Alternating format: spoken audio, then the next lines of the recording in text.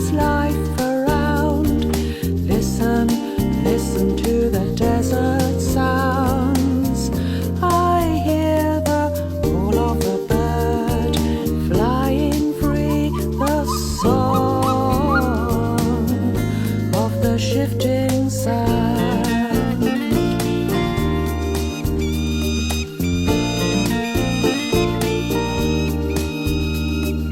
Walking across the desert with the sun beating down, the sky so blue, the land so brown. It's peaceful and still, yet there's life around. Listen, listen to the desert sounds. I hear the wind in the leaves of the date palm tree, the call of a bird flying free, the song of the shifting sand.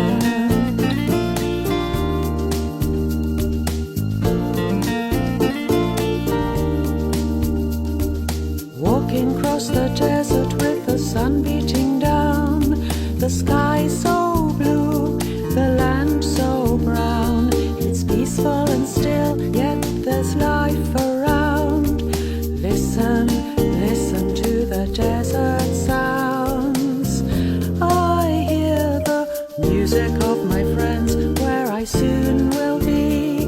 The wind in the leaves of a date palm tree, the call of a bird flying free, the song of the shifting sand.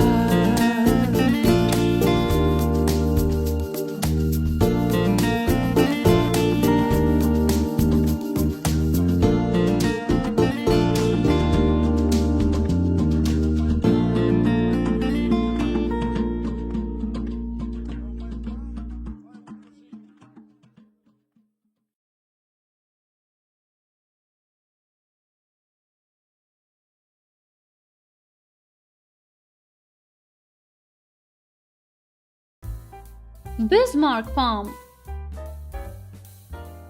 Bismarck palm.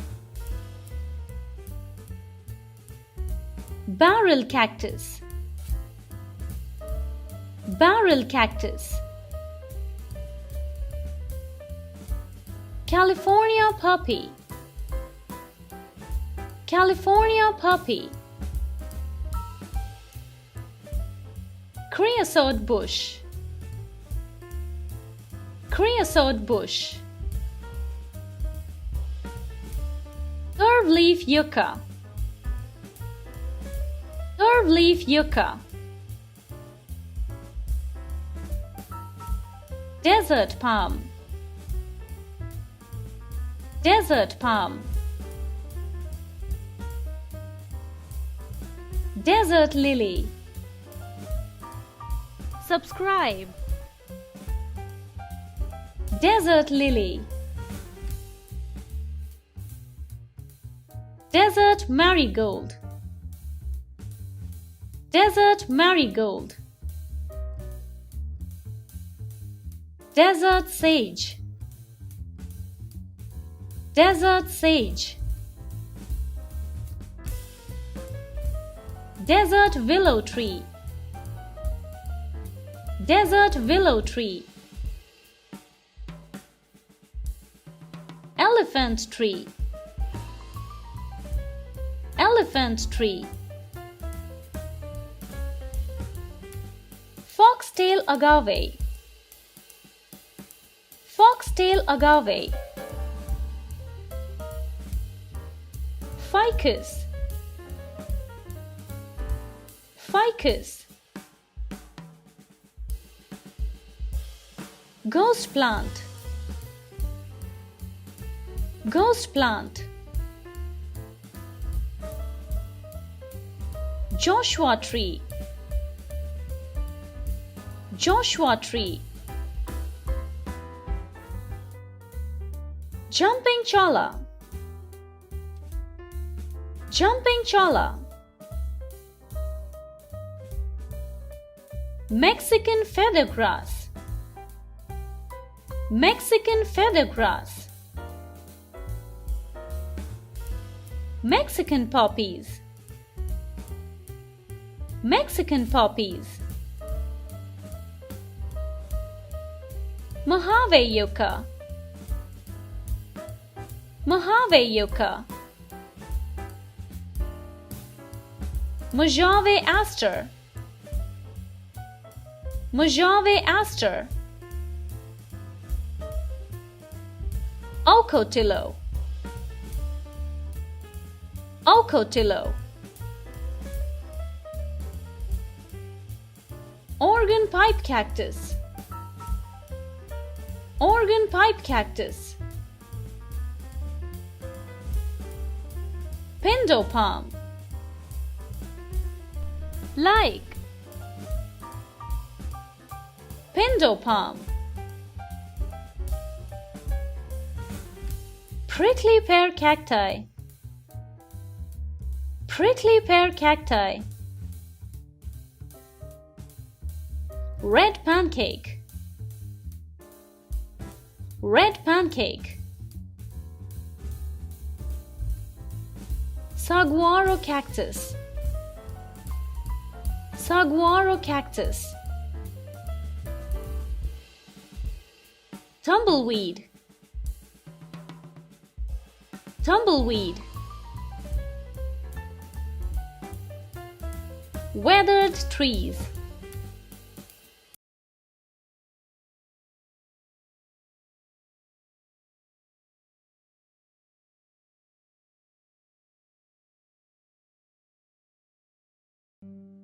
Today, we're taking a virtual field trip to the spectacular Sonoran Desert. The Sonoran Desert is in the southwestern United States and northwestern Mexico.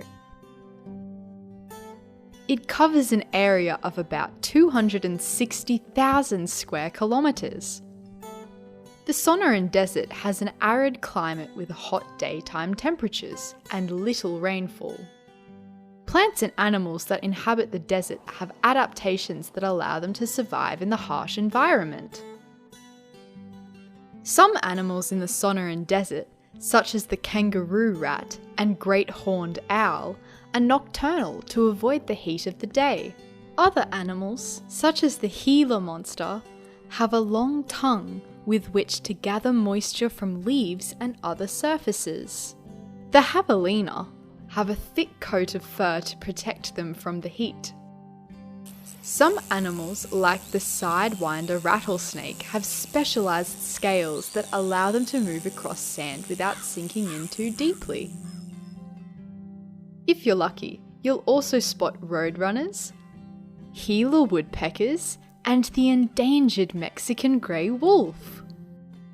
The plants in the Sonoran Desert have adaptations that allow them to survive in their environment. They do this by having leaves that shade them from direct sunlight, by having a waxy coat on their leaves and stems that prevents water loss, and by being able to store water. The saguaro cactus is a tree-like cactus that has many adaptations which allow it to survive in this harsh environment. Saguaro cacti are able to store large amounts of water in their thick stems. The stems are also covered in a waxy substance which helps to prevent water loss. Its leaves are in the shape of sharp spines that stop animals from getting to the precious water inside the stem. Be sure to stay clear of the jumping cholla cactus. It doesn't really jump, of course, but spiky leaves are really sharp. Ouch! If you get the chance, make sure you visit this amazing natural wonder in person. For now, see you on the next virtual field trip. Bye!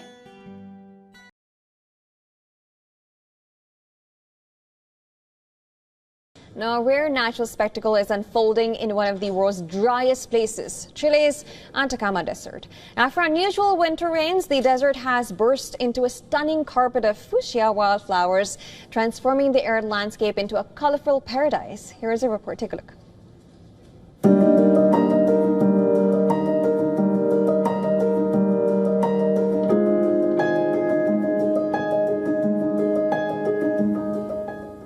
The Atacama Desert, known as the driest non-polar desert on Earth, usually receives less than 2 millimeters of rain annually. But this year, unexpected downpours across the southern hemisphere's winter months soaked the desert foothills and highlands, triggering one of the most remarkable blooms in recent memory. Some areas, especially high elevation borderlands, saw as much as 60 millimeters of rainfall in July and August, which is an extraordinary amount for this arid region.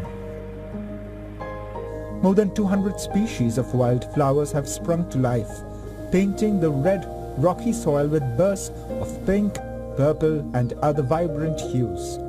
But it's not just rain that brings these flowers to bloom. Victor Ardiles, Chief Curator of Botany at Chile's National Museum of Natural History, explains that seeds buried in the desert soil need at least 15 millimeters of water, along with the right temperature, daylight and humidity to awaken from their dormancy. The rare spectacle has drawn tourists from across Chile, some traveling from 800 kilometers from Santiago to witness the fleeting bloom. Most of the flowers will vanish by November as the desert heats up, though some drought-resistant species may linger until January. Recognizing the unique and fragile nature of this phenomenon, Chile's president established Desert Bloom National Park in 2023, protecting over 220 square miles of these flower fields along the Pan-American Highway, an extraordinary reminder of nature's resilience. The Atacama Desert's pre-floral bloom brings color and hope to one of the planet's harshest environments. Bureau Report, WION, World is One.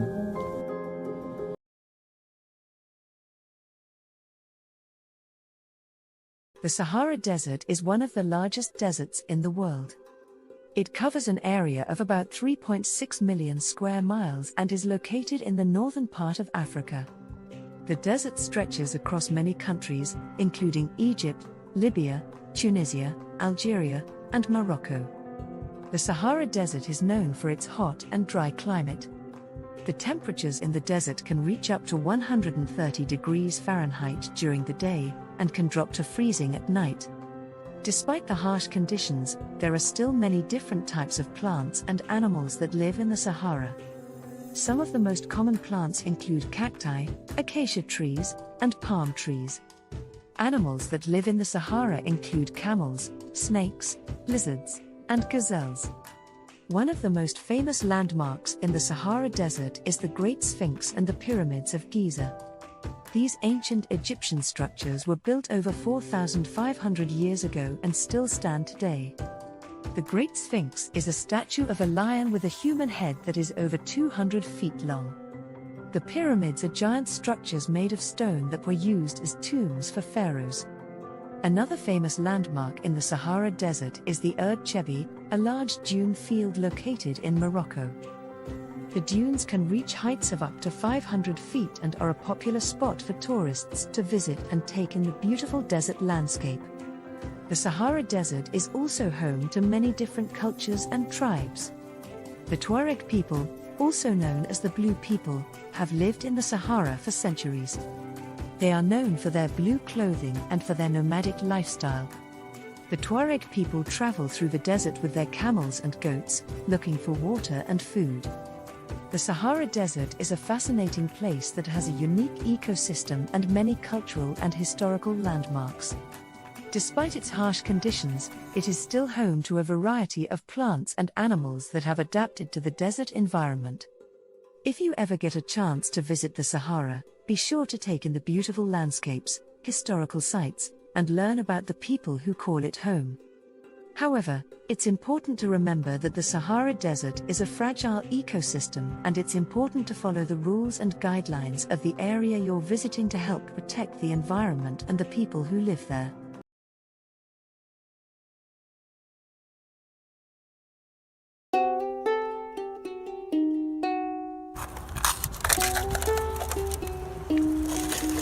Today we are gonna planting Colobanthus quitensis, the southernmost species growing in Antarctic and the southern Patagonia and through the high altitudes in South American mountains.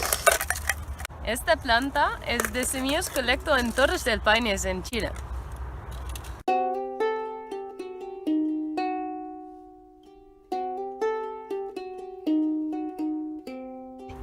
Now we are planting one of only two plants known from Antarctica. And it's a small plant which doesn't have petals, and it just produces seeds in a hurry. And it is not a beauty among the flora, but it's interesting, and it has invaded Antarctica twice after the Ice Age. Its name is from the high Andes of South America, and it grows at very high altitudes, and maybe it's a little bit too hot for it here. Super planten with a northern slope which is cold enough for the plant.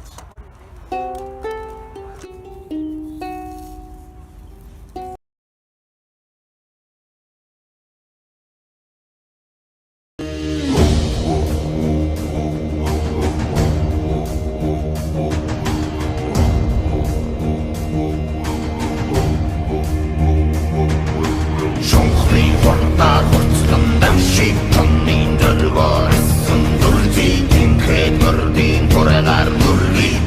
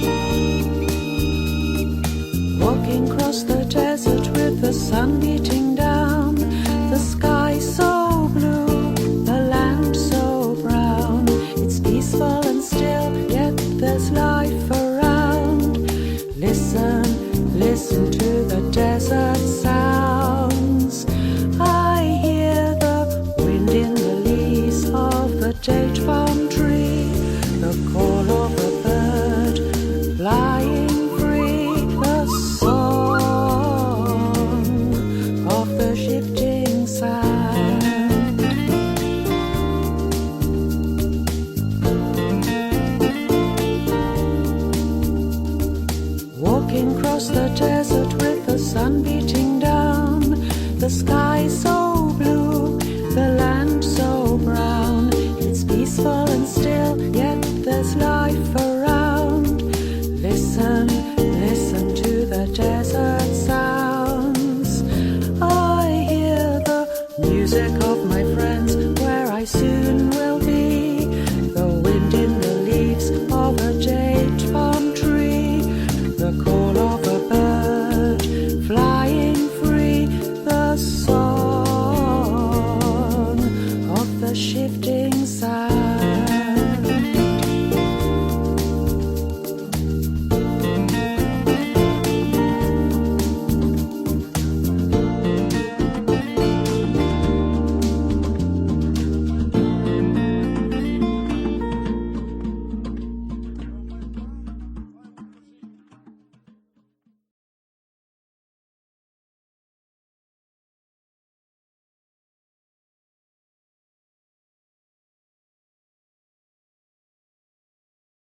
Weather for kids.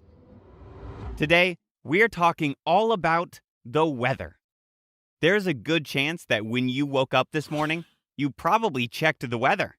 That is because it is important to know when to wear a heavy coat and snow boots and when to put on a swimming suit. You would not wear a coat in the heat or a swimming suit in the cold. So learning about what weather is and how to predict it is pretty useful information. So what is weather exactly? Weather describes what it is like outside at any given time of day. It can be hot or cold, wet or dry, clear or cloudy, or calm or stormy. Most of the time, it is at least a few of these things all at once. These changes in weather are because of a layer of gases that surround the Earth called the atmosphere. The atmosphere also acts as a shield, protecting life and helping keep our planet at a safe temperature. Weather also depends on a place's distance from the equator, which is an imaginary line that separates the northern and southern halves of the Earth. The closer a place is to the equator, the warmer it will be. In fact, where you live on the planet has a huge impact on what weather you will see. For example, the weather near the ocean is often a lot different than the weather near a tall mountain range. Here is an interesting fact. A meteorologist is a person who studies and predicts the weather. You might have even seen a meteorologist sometime on the news.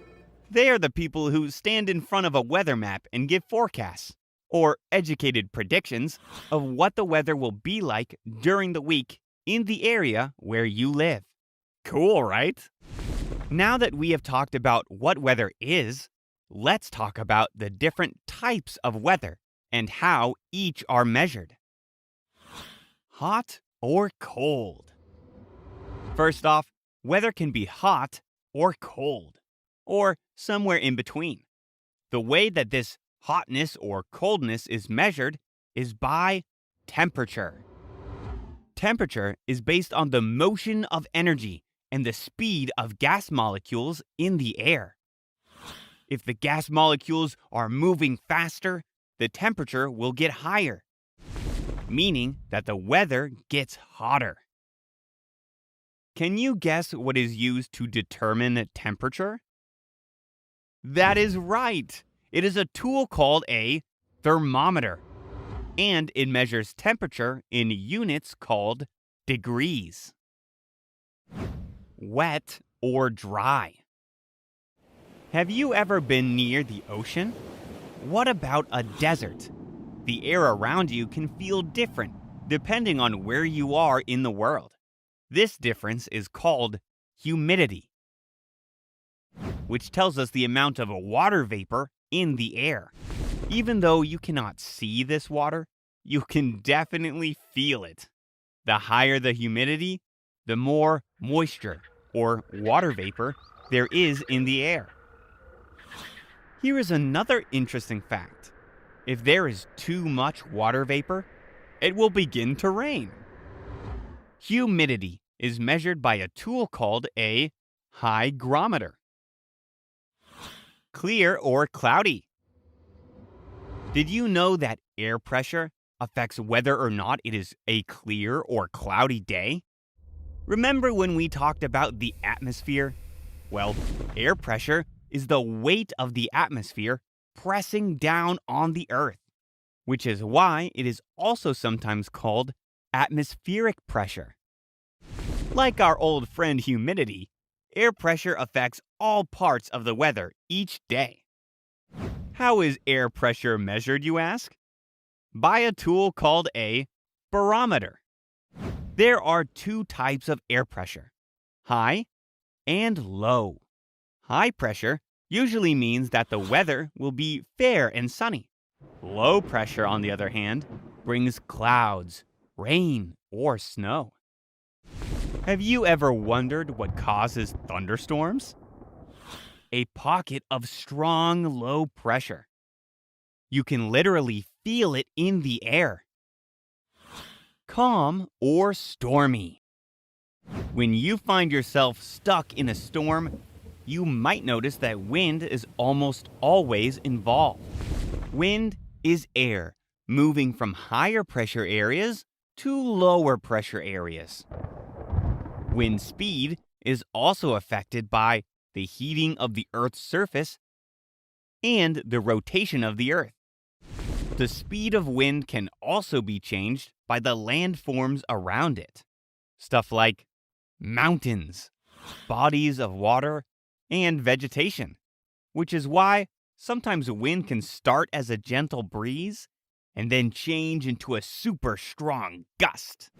The airspeed of wind is measured by a device called an anemometer. Now that is a fascinating fact you can share with a friend. Are you ready to review what we have learned? Let's go! True or false? A paleontologist studies and predicts the weather. False. A meteorologist studies and predicts the weather. A paleontologist studies fossils. Fill in the blank. Blank tells us how much water vapor is in the air at a given time. Humidity. What is the name of the protective layer of gases that surround the Earth? The atmosphere. True or false? A barometer measures air pressure. True. Name one type of weather that we discussed today. You're right. Hot or cold, wet or dry, clear or cloudy, or calm or stormy. Nice job, weather wonders. No matter if you live near the equator or on top of a tall mountain, you will always be surrounded by weather. The next time you are outside, try to see if you can figure out exactly what the weather is like using all the information you have learned today.